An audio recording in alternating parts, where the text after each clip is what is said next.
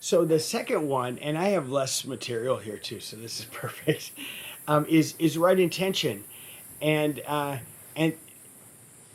the Greeks saw understanding as up here, and intention as here. Mm-hmm. It's where we get the head and the heart thing, and and also when you study the brain, there's a left and a right side that have completely, your brain has different functions on the two sides, and so right intention is about integrating, again, a central idea, but how to integrate with compassion, how to find the heart of the matter, do no harm, do good as the best that you know it. Mm-hmm. So the ethical based right intention has to do with the energy that we gain, which is much more the right side of the brain. The right side of your brain is the creative, artistic, a little chaotic, emotional side, and the left side of the brain is the one that keeps it in order. Sometimes. Tries to. Tries to. And the stronger you build the connectors between the two halves of the brain, the more you find balance. Mm-hmm. And the more you That find balance. clear understandings, and you understand your intentions, your motivations for things. Mm-hmm. And so this is very much, centered in a lot of disciplines, but the idea of right intentions is that you grow in your ability to have energy for good, for Okay. positive, Well, it's for motivation. productivity. Right. It's what motivates you. Yeah. And you've got to be careful there again about that balance, because if you're motivated to do something good, but you do it with the wrong motive, in other words, a good deed done with a bad motive is not a good deed. Mm-hmm. It's so you have to quit. You have to be aware of yourself and what your motivations are for the things you do. There are three steps that in this Buddhist writing it said that are a part of this growing your right intentions, motivations about things. One is about renunciation. Those of you that are Catholics, Mm-hmm. this will be perfect start. Renunciation. So you have to give up the causes of suffering and ill will that you This feel. is the letting go. Yeah. Yeah. This is you have First to one is give rest. those up so I'm that glad there is you got space that. for what comes next. Mm-hmm. One of the things in counseling is that people often have difficulty with their growing up. A parent, the parents, their habits, their influence, their abuse, whatever it is, and those things. And you have to clear that stuff away before you find out who you are, because you're just, again, can be a product of that mess and those things. So renunciation of that is by examining it and then letting it go. Used to have a let it go box in when I worked counseling in chemical health, and I filled up two of them by the time I left the job. People would write about what were the traumas of the past, the ill will, the resentments, the hurts that they felt, and they needed to give those up for space to find out who they are now without chemicals. Mm-hmm. But they had to do that process first. And so my last day of the job was taking those two big Kellogg's cornflake boxes Mm-hmm. full of people's shit Mm-hmm. out to the dumpster where shit belonged, because I didn't think I Mm-hmm. should flush a whole cornflakes box. It It just wouldn't work very good. But it was a lovely ceremony, and it was so powerful for people because finally they were released. They were free. They could find forgiveness. Relax, let go. Yeah, and so part of finding right intention is by giving up your desire to continue to suffer and throw ill will around. The second one is The second one is to Goodwill. replace this with loving kindness. goodwill. This has been the real life-giving part of me coming here. When we do the loving kindness meditation, at which Ruthie will lead us at the end, the fourth section of it is about with someone that you're having difficulty with, or they're having difficulty with you. And instead of hanging on the ill will that is happening for you or for them, you replace that with loving kindness, blessings for you, blessings for that person. And when you replace ill will with loving kindness, after you give up the ill will, then you're harmless and you show compassion in the world naturally. This process, actually, I think it's just a two-step process. It's about giving up the desire and the motivation to get back and to hold on and make sure that somebody pays a price because you had to pay a price. So much of the world is energized by that energy. You do me wrong, I'll make sure I do you wrong double. That'll show you. That'll show you. And those things, and instead, that only harms you. A resentment, And makes it worse. a resentment It makes is it like pain. taking a poison pill and expecting the other person to die. Yeah, I love that. That's holding a grudge. Yeah, and Yeah. hold on. So to let go of that opens the door for loving kindness and changes the world. Yeah. Changes your world, changes your heart, changes your intentions. All of a sudden, it feeds on itself like a snowball going down the hill. All of a sudden, you get on a roll with this stuff, and you're like, I really am a very loving person. I'm finding my pure white self. Not the infected one, not the one at dis-ease with myself. And when you find that, all of a sudden your motivations come naturally. Your intentions, your desires for things. It's hard to find that you want somebody else to be harmed. And that's your third intentions. Go ahead. No harm. The third one, renunciation, yes. Goodwill, and I believe the third one is no harm. Yes, Do no harm. Becoming harmless. Do no harm. First, do no harm. So when you do that, interestingly, these two together, and I'll end with this one, is really working on both sides of your brain. With the right understanding, you're working with that left side of the brain that makes order and sense and logic and numbers and all those things. Make some framework by which things make sense to you. But the right intention is the powerful stuff from the right thing. And together in that connector, interestingly, the connector is in the center. That's where the energy flows when you find. And also another thing, we'll spend some time on this some other time, is that almost always there's potent energy in the gap between things. That's why transitions are so powerful. There's so much energy that we have because that is in the center between this and that. And interestingly, living this day and this moment is between living this and that. It's not about what's going to happen at 1 o'clock. I was always amused at church that I looked around, and the longer the sermon went, the more I knew people were thinking about what they needed to eat afterwards. Yeah. That's right.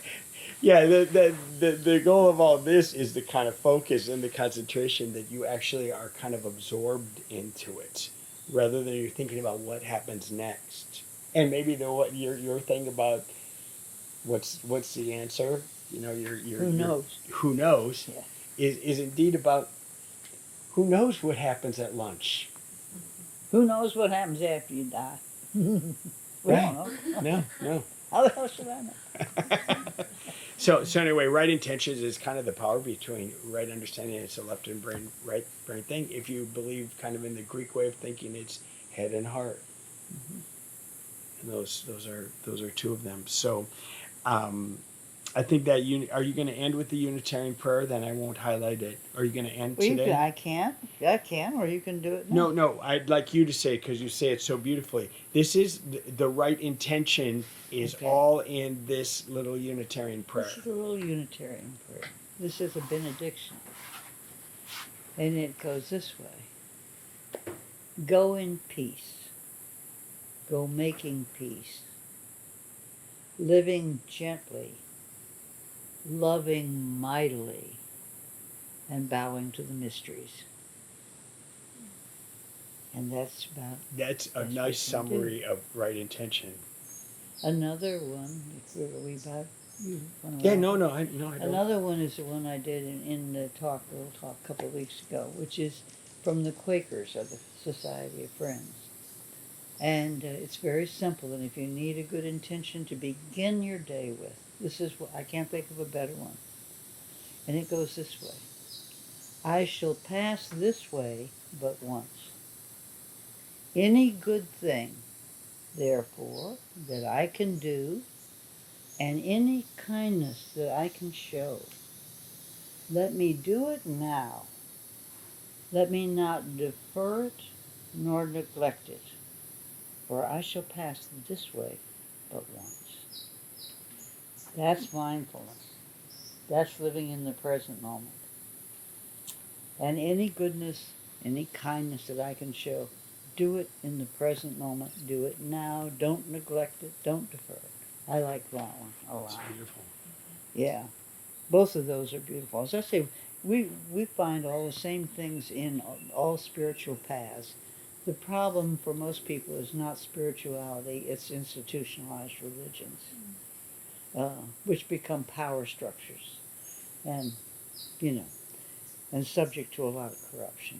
But, Thank you all for listening today. yeah, Thank you all for listening on the camera. thank you for doing it. Mm-hmm. That's good to have you back. Thank you. It's Yeah. good to be back. All right. Anyway, the Brahma Viharas are the 4 elevated dwellings, the elevated parts of your mind. So as you do the relaxing and letting go, the renunciating, of letting go of all the negativity, you have to put something in its place. And the suggestions here are 4 main things. Loving kindness. You notice it doesn't say loving or kindness. It puts the 2 together. Compassion, sympathetic joy, and above all, equanimity, which we've talked about a lot today. So the loving kindness is also called maitri or metta, and it is unconditional friendliness. You have to make the distinction between conditional and unconditional. This is unconditional friendliness. It has nothing to do with whether you like a person or whether they're good people or bad people. It is unconditional. In your everyday life, we have a lot of conditions. But in your basic nature, your own true nature, it's, Mother Teresa has a wonderful poem about how awful people are, but love them anyway. Because it never was about you and them to begin with. It's between you and God. They use God and the Buddhists don't, but it's just between you and divinity. So we're going to love everybody. We don't have to like them.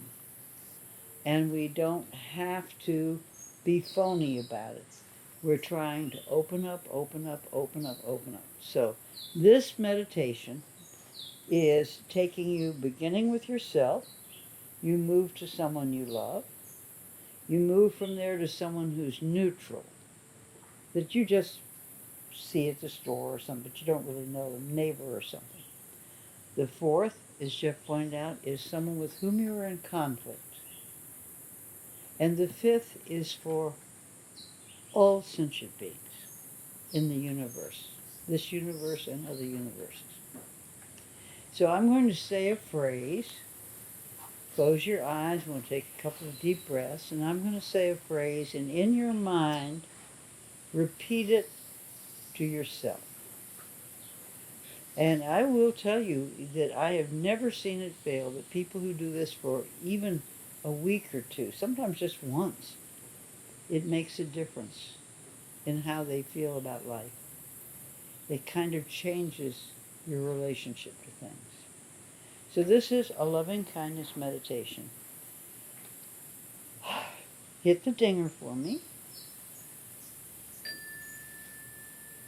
We always begin with ourselves for loving kindness, compassion, for anything, because we cannot give from an empty cup. So we have to work on ourselves first. And it goes this way. May I be well. May no harm come to me. May I live with ease, that's equanimity, calm and peaceful. May I be happy.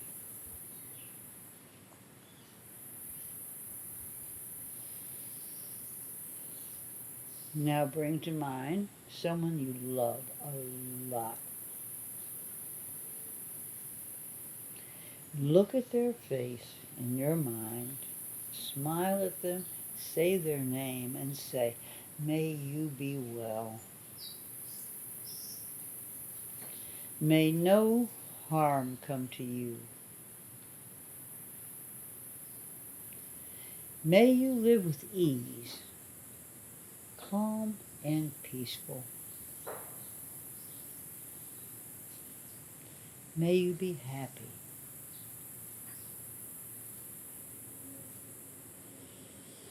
Now with a smile and a wave or an air kiss, move to your neutral person.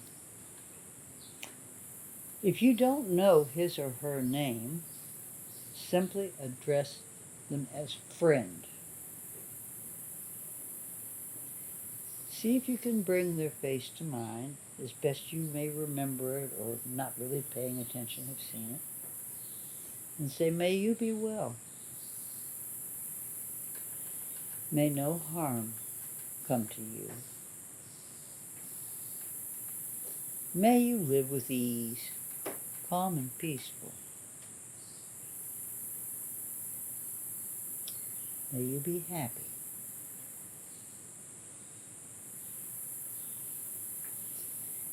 And now, taking another couple of deep breaths, bring to mind someone with whom you are in conflict. It can be someone living or dead, near or far, real or imaginary. But someone who doesn't like you, or you don't like them, or with whom you have differences. And bringing them to mind, don't look away. Picture them and say, may you be well. May no harm come to you. May you live with ease, calm and peaceful. May you be happy.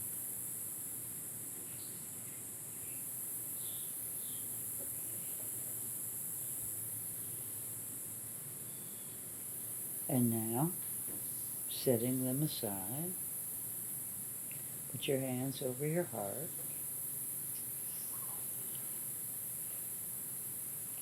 And bring to mind the whole phantasmagoria of sentient beings. Almost 8 billion people on this earth. Many more in universes we don't know anything about.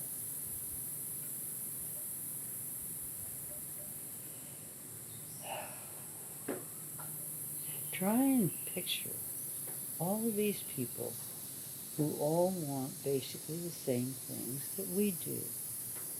To be well, to be safe, to be happy. And say after me, may all beings everywhere, on this plane and all other planes, be well.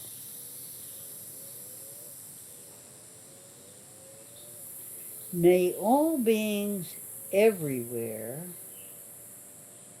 be safe.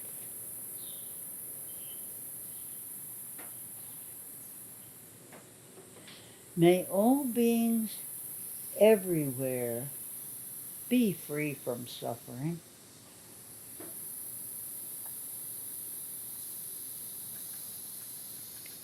May all beings everywhere be happy.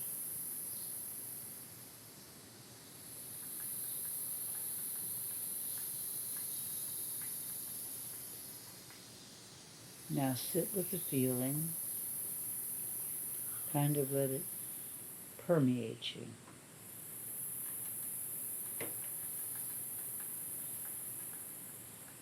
And you're going to try when you open your eyes and you get up and you leave here today to carry this feeling of unconditional goodwill with you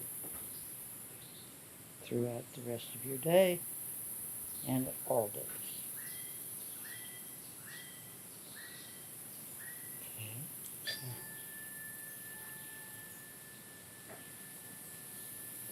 Okay. Again, go in peace, go making peace, living gently, loving mightily, and bowing to the mysteries. Thank you, guys. This was wonderful to be here today. Thank you. Oh, thank you. Thank you, everybody. That was so cool. Yay! I love being here.